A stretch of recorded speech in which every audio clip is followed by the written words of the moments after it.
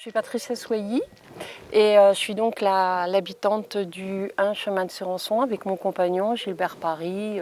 Et nous sommes arrivés en décembre 1983. Quand on est arrivé, ici, il y avait des murs en béton, un portail hideux, métallique, un truc qu'on a eu de cesse de faire tomber pour laisser quelque chose de plus ouvert, plus accueillant.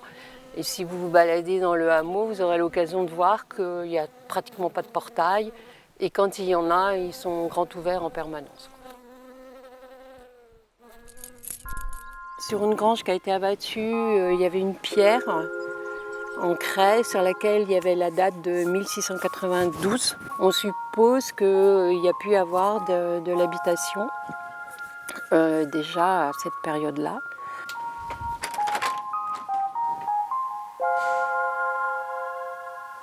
Imaginez-vous que quand on est arrivé avec nos yeux de locataires parisiens à cette pièce, c'était la taille de notre studio. En fait, il y avait 3 pièces dans cet espace-là. Ça nous a paru être quelque chose d'immense. On a retrouvé du vieux parquet qui avait été enlevé par les gens qui nous ont vendu la maison. On a eu envie de le réutiliser, donc il est dans notre chambre pour le plaisir de retrouver les choses du passé de la maison.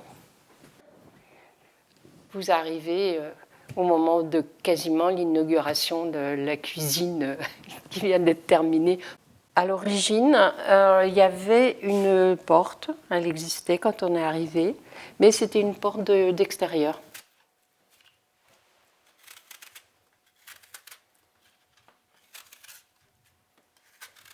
C'est quoi déjà ces pommes-là? Ça, c'est des Calvilles. C'est des Calvilles parce que bon, j'utilise ça pour faire de la compote. Elles sont très fondantes.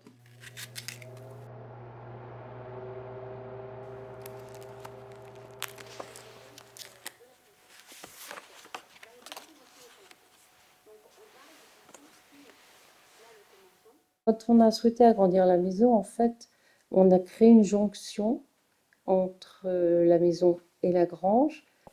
Et donc, on a comblé l'espace et puis créé là une pièce qui est assez grande, qui nous sert de salon. Et il y a un étage avec des chambres et un bureau.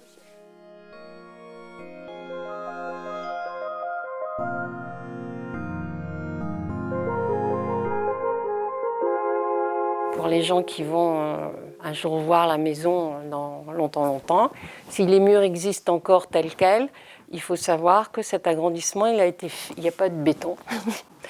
Il n'y a que du chanvre, de la chaux, du sable. Quand on habite dans l'Aube et qu'il y a un département qui mise sur la production de chanvre, on a voulu quand même s'intéresser au chanvre, matériaux plus naturels, plus écologiques.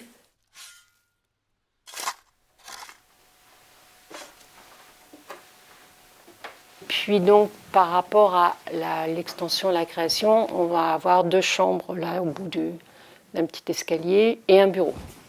En général, on dort bien parce que je ne sais pas si c'est la présence du chanvre, mais tous les gens qui viennent ici dorment beaucoup, dorment bien. On avait un abat-jour dans notre chambre et qui avait ce dessin, c'est-à-dire en hexagone. Et c'est à partir de ça que j'ai extrapolé le dessin au sol.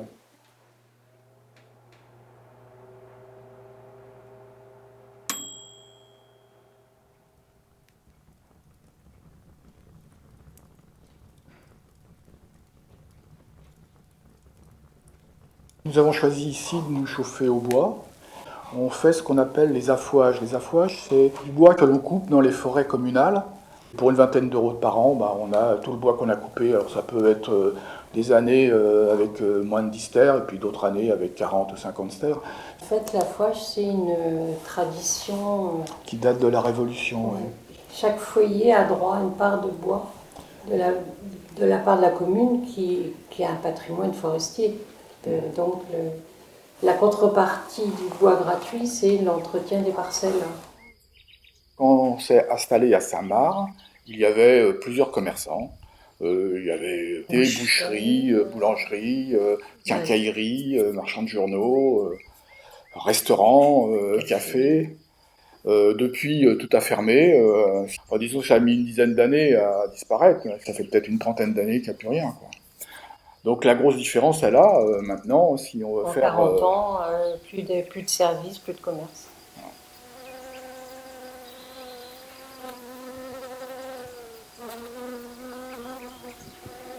peut-être plus rien à manger non plus. Ah si, il y a quoi manger. Là, elles sont rangées pour l'hiver sûrement.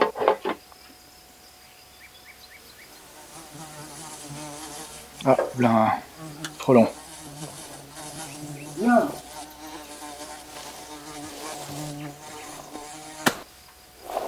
Un de moins. La miellerie.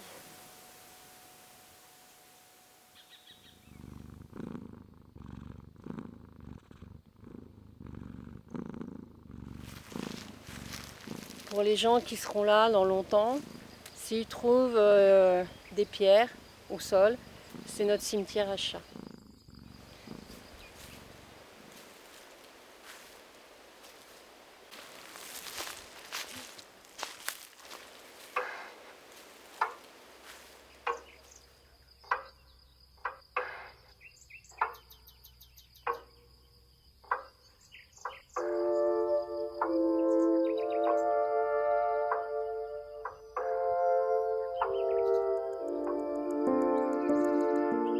Il y a quelque chose que j'ai très envie d'évoquer, c'est la mémoire d'un monsieur qui s'appelait Fernand Ibanez, Fernando. Sa famille est arrivée dans le pays d'Hôte à cause de la guerre civile en Espagne. Il y a eu printemps 43 ou 44, je ne me rappelle plus, là-bas derrière, des largages par des aviateurs anglais qui ont venu larguer des conteneurs. Alors c'est des conteneurs d'armes et des conteneurs d'argent qui étaient donc réceptionnés avec les maquisards du pays d'Hôte, mais un peu sous la direction de Fernando. Et les conteneurs largués étaient cachés dans le charbon de bois et ça remontait à Paris pour alimenter les réseaux. Il Et dit oui, juste une chose, c'est qu'il a quand même failli se faire prendre une ouais. fois. Mais ici, dans le temps, c'est bon, ça a toujours été les trois maisons, mais c'était Vaucoire les trois maisons. Et donc, les Allemands ont dû savoir qu'il habitait Vaucoire, et ils sont arrivés, et ils sont allés au Grand Vaucoire, le hameau d'à côté. C'est une personne du Grand Vaucoire qui a pris les champs et qui est venu les prévenir, et ils ont pu partir avant qu'ils se rendent compte de leur erreur et qu'ils viennent ici.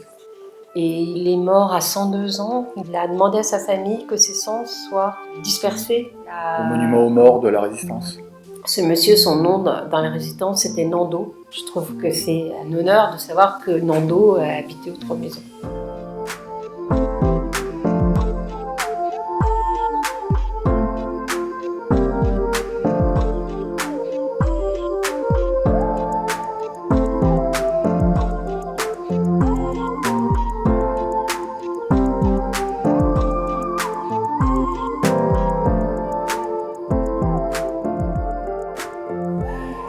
Mes espoirs, enfin je sais bien qu'on ne peut pas revenir en arrière, mais avoir quelques commerçants sur place, ce serait une bonne chose. J'espère qu'on ne verra pas des maisons avec des murs, des clôtures qui fassent que les gens s'isolent, se replient. Voilà.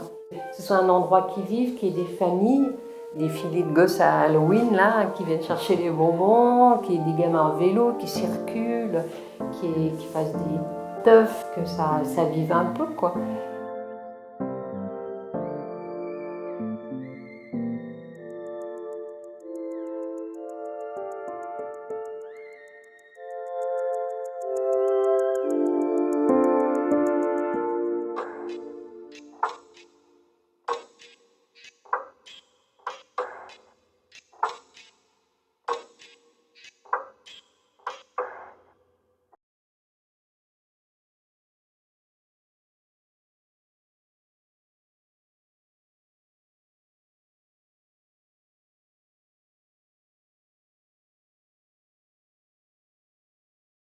Chers futurs habitants, si vous voyez cette vidéo, c'est qu'a priori vous êtes sans doute de futurs habitants au hameau ou dans cette maison précisément.